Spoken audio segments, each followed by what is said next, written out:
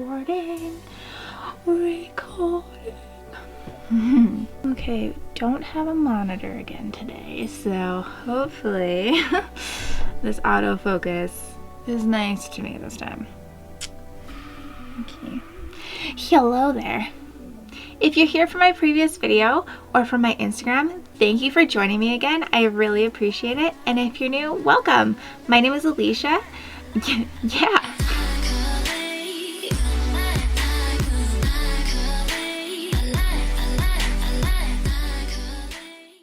Today we're going to be talking about the gold rush 2.0 to the moon.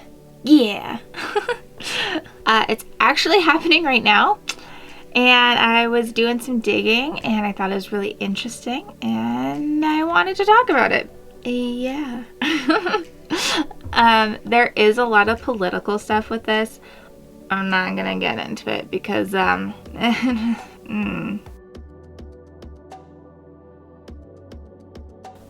so I'm gonna just be talking about the fun stuff and the interesting stuff, and yeah, there's too much politics going on right now anyway, so we're just gonna talk about some space, and it's gonna be fun, and it's gonna be a good time, and I hope you stick around to the end. If there's ever a look that you want to see, like more of the final product in like still version, because I know I do these weird montages at the end, I do post them on my Instagram, which I will put the handle right here, so feel free to go check that out, and hit the follow button if you want to see more of that stuff. I'm gonna be trying to post every day in October, like 31 days of spook, so yeah, we'll see how that goes. On my Instagram. I'm not gonna make videos for every single one because yeah. Other than that, we'll get right into it. Yeah. That's actually not too bad. Okay. Well, if you hear background noise, I'm sorry. I don't live alone, so. First off, the moon and why we're like rushing to it now.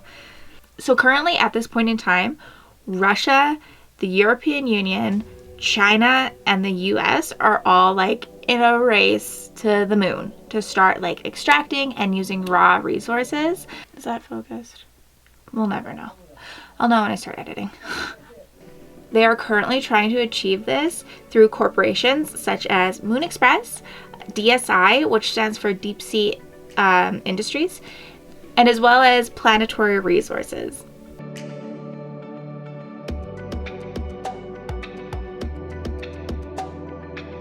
So to start off, I'll start with what's actually on the moon and what's making it so attractive to the government bodies for resources.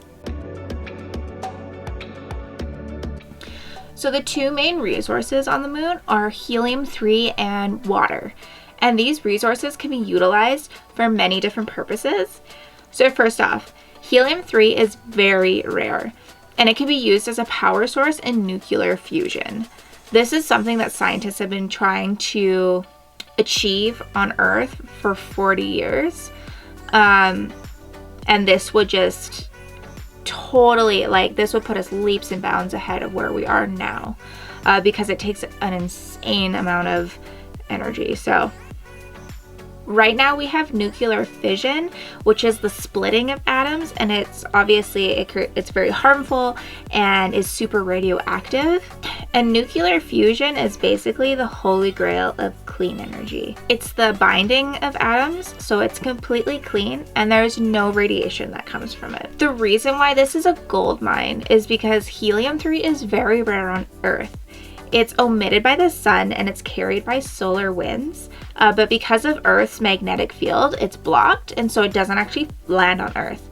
But with the moon and the lack thereof, fields around it, helium-3 just lands right on the surface, and there's actually an abundance that are in the first couple meters of the soil or rock, earth dust.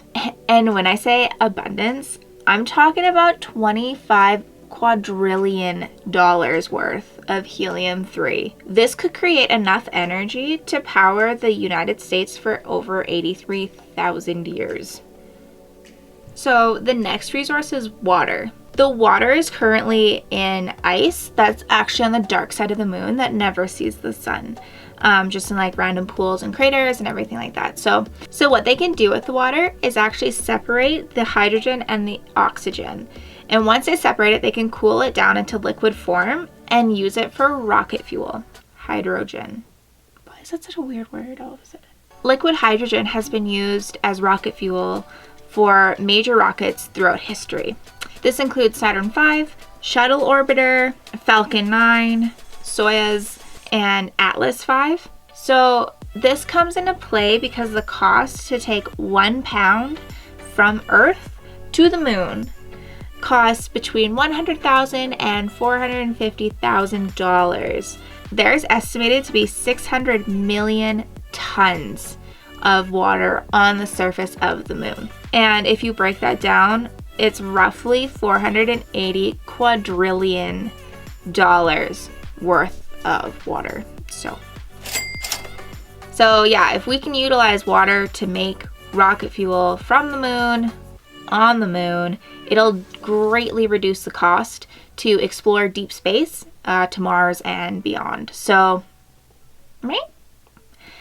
It's kind of pretty. It's kind of a pretty picture. We could learn so much if we could actually travel further.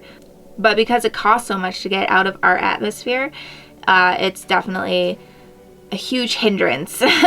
So, yeah. So these two major resources definitely makes it very attractive and intriguing to the government bodies, mostly for the dollar value, but also those passionate about space. There was huge opportunity there. So yeah, that's the rundown of what's on the moon. Now let's talk about the plan. Magic.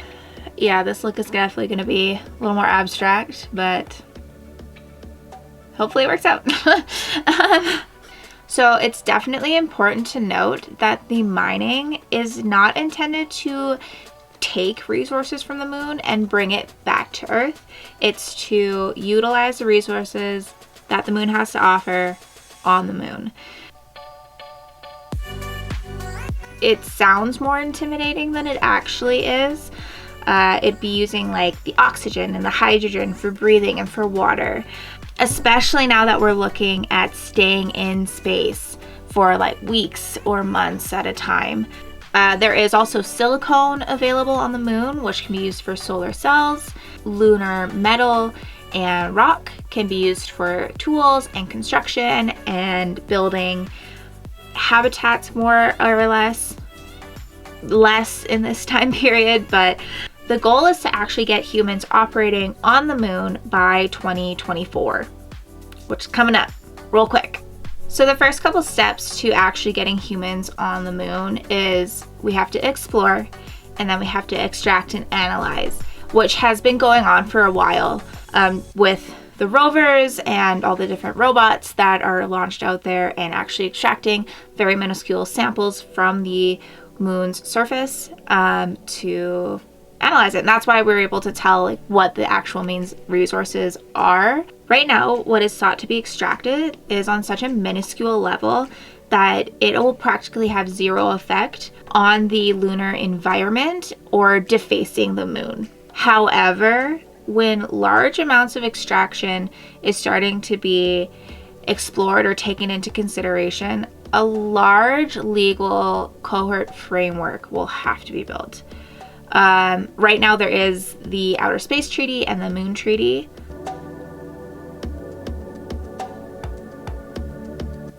The most important resources that are being sought after is what's going to launch us further into space, because right now our tactics are just not sustainable. About 90% of our rockets contain fuel just to get out of the Earth's atmosphere. So it'll help us substantially on that front. You're probably wondering why I'm talking about this now, because moon and space exploration has been a topic for many, many years. But now, actually, just in April, I believe, earlier this year, Trump signed an executive order that allows space corporations to begin mining on the moon for resources. So the Moon Treaty was drafted in 1967.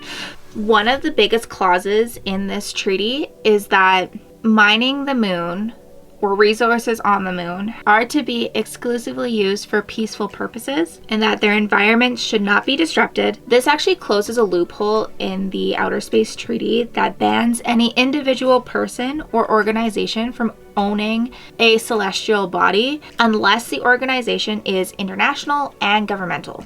The problem is there's a very controversial section in this treaty. It states that the moon's resources are common heritage of mankind, and harvesting those resources is forbidden except through an internationally recognized regime put in place. The problem is the regime isn't detailed and resources isn't defined. So there's a lot of argument and speculation on what is acceptable, yada yada yada. There's also a dramatic twist.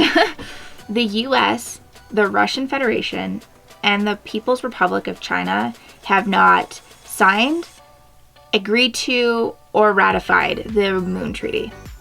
So most countries have actually adopted the Moon Treaty into their governmental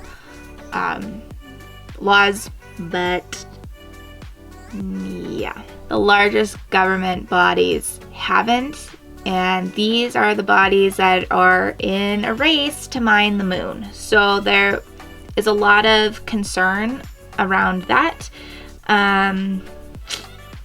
Yeah.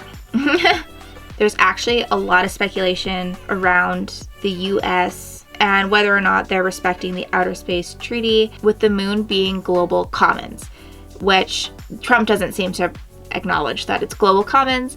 But like I said, we're not going to get into that because politics are messy. To end on more of a positive note than that, I'm going to talk about some stuff that NASA's currently working on that I found really fascinating. They're actually currently developing Orion. It's this generation's human space capsule. It's being designed to land anywhere on the lunar surface and to be able to explore it with ease. Also to be reusable. So the simplest way to achieve this is to have a midway point, basically provide a platform that's in the moon's orbit to provide a transition point. And this is also being developed, called Gateway. The idea behind it is that it'll be balanced between Earth and the moon's gravities, so it'll have the ideal location even for deep space exploration. And you know what? The end goal is actually to replicate this throughout the solar system. So we'll have multiple midway points so that we can just keep going further and further as far as we can and, you know, see what's out there. Yeah, that's it. That's all for this week. I wanted to talk a little bit about the moon and the plans to be mining it that's happening currently right now because I had no idea and I wanted to share. Again, I do post final looks on my Instagram page. I will put the handle again right here. If you'd like to check that out, I'd love to see you over there. I did also make a Twitter account that I've been posting to about my makeups and everything like that. So I'm going to be trying to use that more. My handle again right here if you'd like to check that out too. If you made it this far, thank you so much for watching. I really appreciate it. I hope you enjoyed yourself because I had a lot of fun making it. And we'll see you next time. Thanks. Bye. Montage.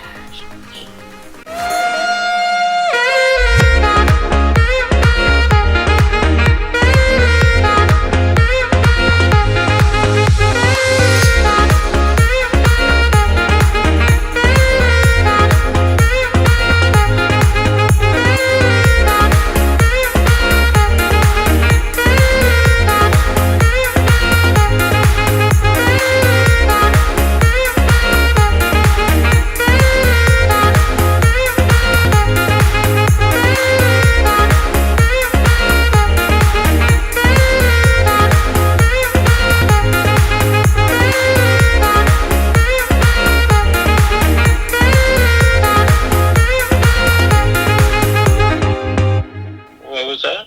I said, how's your night been?